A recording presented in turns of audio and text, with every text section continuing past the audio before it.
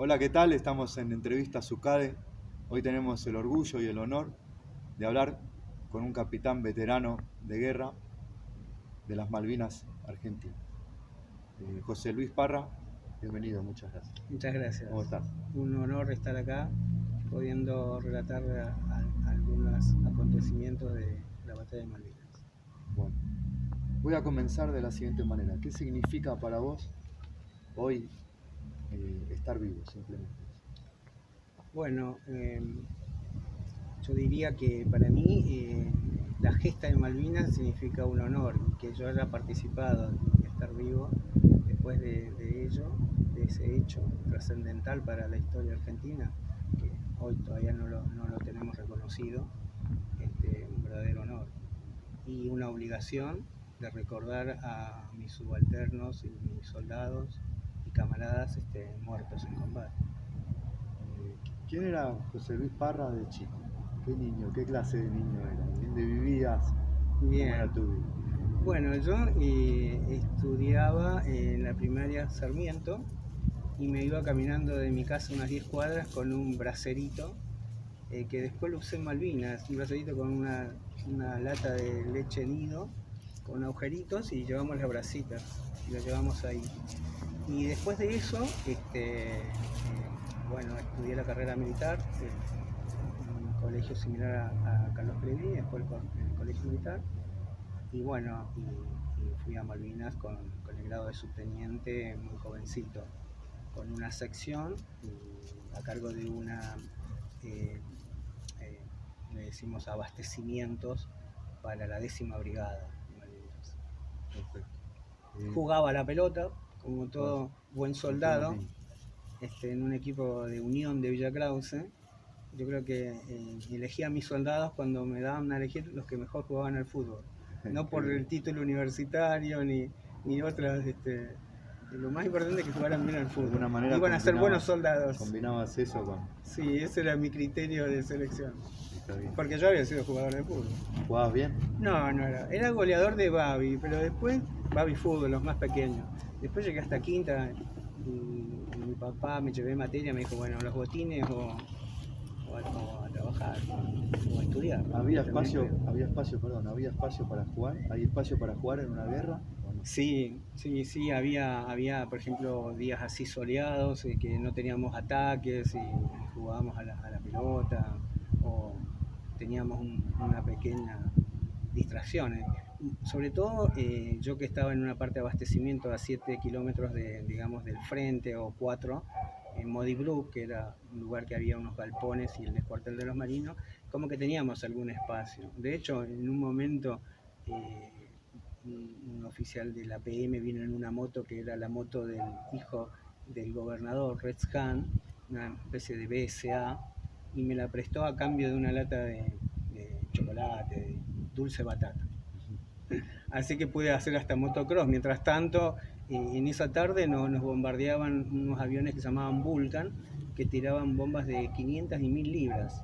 Pero tenían que pasar tan alto para que no los alcanzara la artillería argentina, de defensa antiaérea, y caían en el medio de la ría y no podían apuntar, pero parecían escenas así, tipo de la guerra de Vietnam, que te bombardean y vos seguís con lo tuyo. Ya nos habíamos acostumbrado, una paradoja a esta pandemia, ¿no? Es decir, uno se acostumbra a tener frío, a tener hambre, a vivir bajo el fuego enemigo, ataques de todo tipo, a la noche nos bombardeaban, después de día, los últimos días, las PAC, o sea, patrullas aéreas, la artillería, y sin embargo, como que seguíamos nuestra Es vida. algo normal. ¿Se puede descansar? Sí, ¿Se puede descansar en una guerra sí. o no? ¿O la mente siempre está No pensando sé. e imaginar? Yo creo ¿Podés que recordarlo? también depende la juventud. Lo más difícil para mí era que uno cuando tiene un mando, aunque sea el mínimo de 22 hombres, y uno piensa en sus hijos y cree que yo no era lo que más me preocupaba, que se me muera un soldado. Como que sentía que era mi obligación defenderlos. Y la mayoría de las misiones en las cuales yo pedía voluntario iba yo, para que no les pase nada a ellos. Con lo cual, ese es digamos, la única preocupación, que no se mueran tus soldados, tus hijos, digamos. Claro. Vas a hacer tu familia el que tenés allá. Y hoy, por ejemplo, se murió un soldado que yo lo quería mucho, hace un par de años, y yo digo, puta, no pude estar para ayudarlo, porque terminó siendo alcohólico y estando muy mal, ¿me entendés? Sí. Eso me pone mal. Es como que sigue la hermandad a lo largo de la vida, no se termina, ¿no? Exacto. ¿Qué recordás o sea, vos estabas en la carrera militar igual, pero qué recordás del día que te dicen, bueno, tenés que ir a la guerra? Bueno, ese día, que fue el 10 de abril, Galtieri hablaba en la Plaza de Mayo, creo que había venido Jai, y yo estaba en Palomar. Habíamos mandado una flota de camiones a retirar los Dubé verdes famosos, que eran israelíes, botas engrasadas, pantalones de una tela especial distinta de las tropas de Buenos Aires. Por eso también hay un mito de que se dice que estaban mejor equipados los ingleses, tenían mejores botas. No, los ingleses le sacaban las botas a nuestros soldados muertos o heridos para ponérselas ellos. Nuestro equipo era bueno.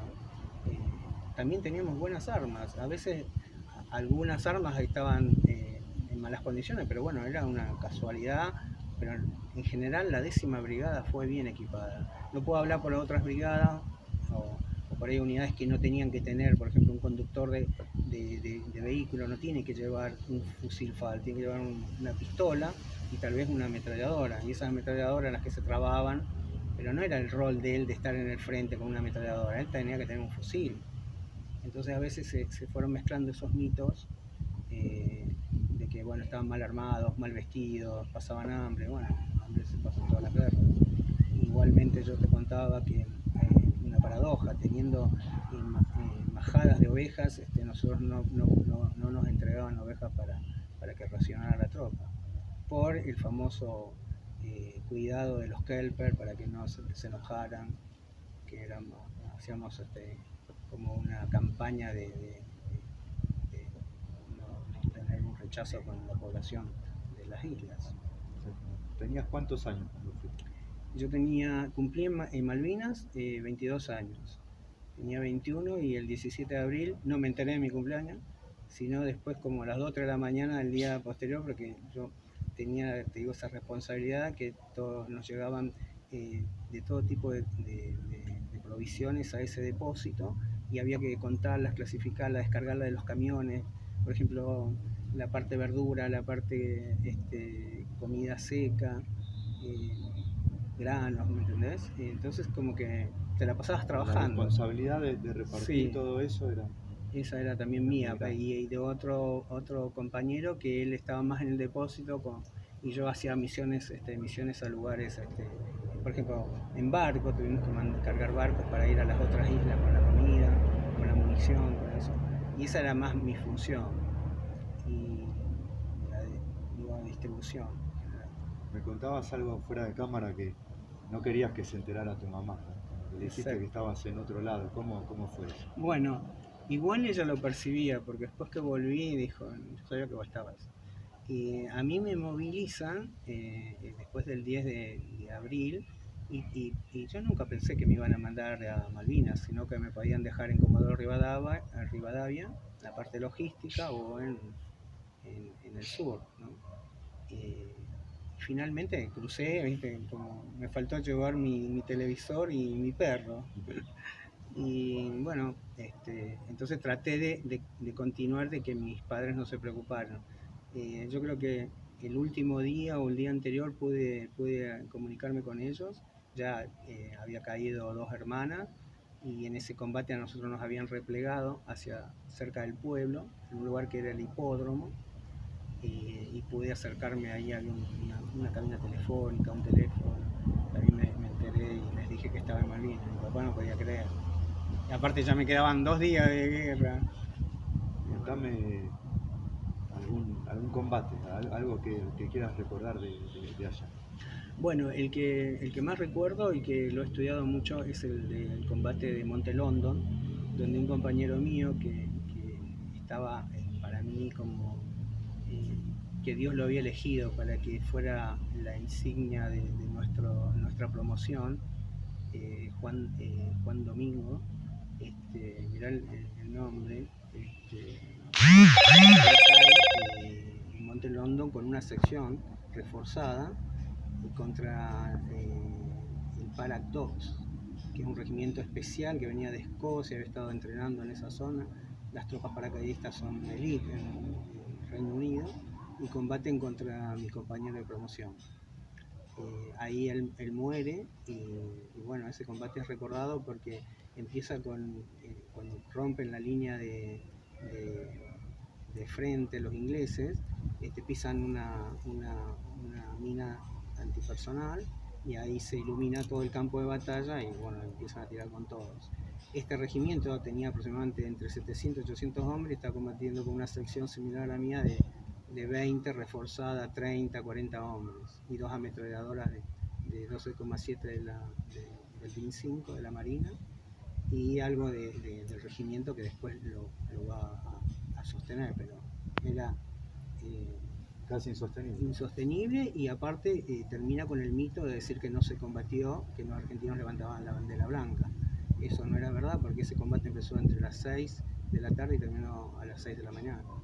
Y tuvieron bajísima y en un momento el jefe de regimiento de los paras le pasó las novedades a su superior y estuvieron en condiciones de replegar ese ataque. Así que te imaginas que no puedan decir que no se combatió en Malvinas. Muerte, nosotros teníamos que llevar a primera línea, o sea, secciones del RI-4, regimiento 4 de infantería, que era ese regimiento era de la zona de Mesopotamia, Corrientes, Entre Ríos, no recuerdo cuál, y del 6 de Mercedes, que estaban aislados o que estaban en una compañía que dependía de la Brigada 10, ¿no? Y otras compañías dependían de otras brigadas. Y llevar munición y llevar elementos de combate, porque algunas raciones que se habían hecho en la rural, ¿te acordás? Que tenían whiskycito, cigarrillos, todo chocolate, esas ya estaban incluidas. Había una exnovia mía que era hija de un almirante, de la Marina, había ido voluntarias, tejían o hacían en la rural esas raciones que eran súper buenas y esas llegaron a los soldados. No que a otras que quedaron ahí en el camino, pero esas llegaron. Y bueno, yo tenía que llevar porque eran raciones de combate, eran CC, que duraban 2 días. Entonces, como ya se estaba combatiendo en Monte Kent, o se estaba combatiendo en Dos Hermanas, o Monte London, Monte Tumbleton, tenía que ir y no podíamos ir en todo, había que ir en camión. El barro y ahí un poco los Unimog saltaban.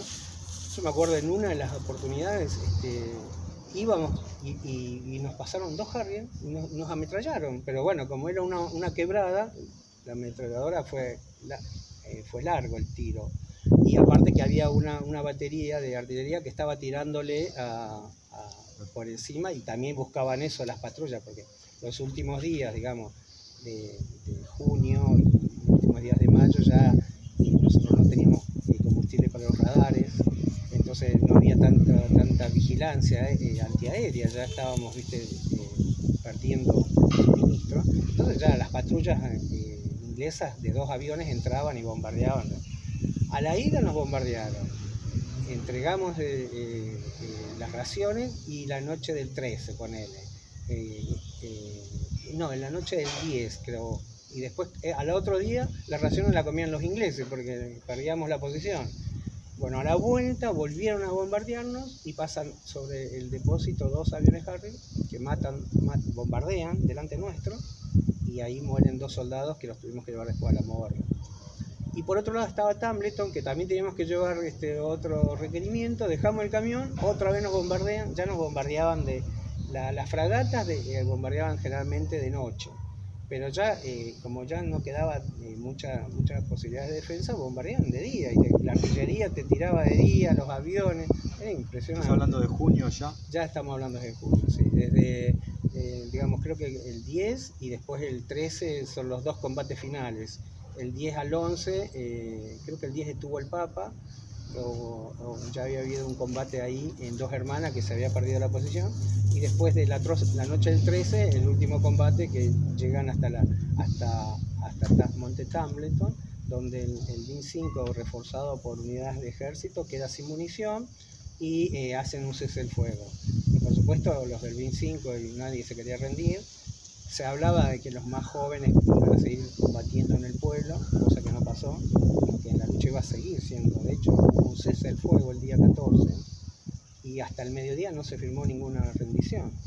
Y los ingleses forzaban a que se firmaran. De hecho, había una palabra incondicional que fue tachada. Así que bueno, y las misiones mías eran de ese tipo, tanto por tierra como por aire. Te contaba una que hice con el teniente Anaya, que era el hijo del almirante en ese momento, era piloto de ejército. Teníamos que llevar a unas unidades aisladas que tenían la obligación de dar alerta de ataque o de aproximación de fuerzas inglesas o enemigas. Entonces esas unidades estaban aisladas, estaban a 10 kilómetros, a 5, a 4, y no podías ir llevando, caminando la munición y todo. Íbamos en helicóptero. Bueno, en una de esas, mirá qué paradoja, para alimentar a las tropas comprábamos corderos a los ingleses, y los ingleses no te daban la cantidad de corderos que queríamos, te daban menos. Hay un compañero que escribe en un libro, porque el chino me tenía que dar 15 corderos y me dio 5, y se pelea, y me peleé con el chino por eso. Y yo le explicaba, llévate los 5 porque es lo que hay. Y es más, y después pone, gracias que me dio uno de más. Lo lee mi hija eso y dice, claro, como vos sos papá, dice, vos vas a lo práctico. El otro quería volverse a pelear para que le den los 15 con el superior, el que me mandaba a mí. Y yo digo, no te pelees, primero agarrá los 5 y después... Y eso quedó escrito en ese libro. La cuestión que decime. Eso tiene continuidad con la misión esta que íbamos a proveer esas unidades. De pronto vemos los corderos, ¿viste? Manadas, como se dice, majadas, y nosotros peleándonos por un corderito, por una cuestión de política estúpida, porque si vos estás en guerra, le sacás las ovejas a los Kelper y se las pagás, pero no le andás pidiendo por favor que te den una oveja. Nuestras fuerzas tenían hambre, le faltaban corderos, ¿me entendés? Faltaba carne. Bueno, entonces vamos en el helicóptero y Anaya dice, mira, le tiremos a eso. Y yo era el que manejaba el fusil, él piloteaba con el copiloto. Abro la puerta y le bajo un cargador, maté 2 o 3 ovejas. Bajamos, las levantamos y llevamos a la tropa. Después que le entregamos las ovejas a la tropa, que estaba prohibido, yo hubiese enfrentado un tribunal de guerra, una destitución, te sacan la tira y te mandan al continente por no acatar una orden del gobernador de Malvinas. Y en ese caso, Anaya lo llama, porque el Kelper, o sea, el inglés, va y denuncia que le habían matado ovejas, habrá encontrado heridas y denuncia. Y lo llaman a Anaya, Guillermo Anaya, para que dé explicaciones. Entonces estaba Joffre, Menéndez y el general Parada, que eran los 3 generales que manejaban la cúpula de Malvinas. Generales que no estuvieron en el combate. A ver, la vieron de lejos. Una buena crítica para hacerlo, porque los generales ingleses estaban embarrados, estos estaban impecables. Es decir, dirigían por teléfono. Nunca los vi yo en el centro del combate. Entonces le dicen que dé explicaciones. Él dice que como estamos en plena alerta roja, cuando hay ataque de patrullas PAC, que se llamaban a las inglesas, de aviones, 2 aviones, y nosotros íbamos volando en táctico bajo esa alerta para poder llegar a cumplir la misión, vimos lo que él supuso, Anaya le explicaba a estos generales, una patrulla de ovejas, de ingleses camuflados de nieve, como usan acá en el sur de nuestras tropas, un uniforme blanco que se confunde con un camuflaje de nieve. Entonces él ordenó, ante que podían ser enemigos, que yo disparara. Bueno, cuando le disparé y nos acercamos, detectamos que no eran ingleses, que eran ovejas, y ya que las habíamos matado, las llevamos. Entonces esa fue la explicación que le dio, y con lo cual a mí nunca me llamaron a un tribunal de guerra, porque a mí me hubiesen hecho tanto, si bien el comandante de la nave es el responsable, no el que tiró, como en mi caso, podría habernos correspondido, como te digo, una destitución baja y echados de la institución. Finalmente entregamos las ovejas. La paradoja es, por 2 o 3 ovejas, cuando podríamos haber todos los días comido asado los soldados nuestros. Es algo... Seguro. Bueno, José, me contabas que ustedes nunca se quisieron rendir, ¿no?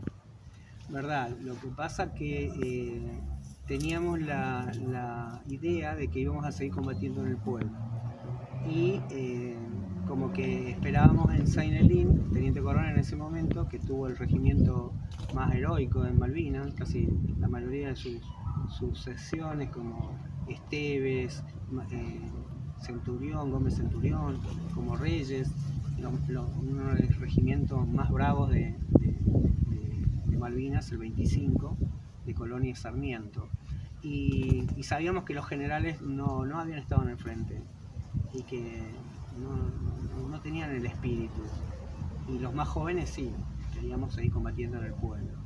Gota de sangre por nuestras islas. ¿Tenían ustedes por ahí más ganas, más voluntad? Sí. Que los propios generales? Yo escribí en mi diario y ese diario lo elevé a una comisión en la cual un investigador periodístico puso un relato que pongo al final y que pongo para esto tantas muertes, como llorando cuando izaban la bandera inglesa, diciendo cómo puede ser que no combatimos más, aunque técnicamente estábamos superados, se podría haber seguido combatiendo y capaz que hubiese cambiado el rol de la historia o tal vez hubiese quedado otra sensación a nosotros. Fue una guerra no de injusta, sino de desventaja para Argentina.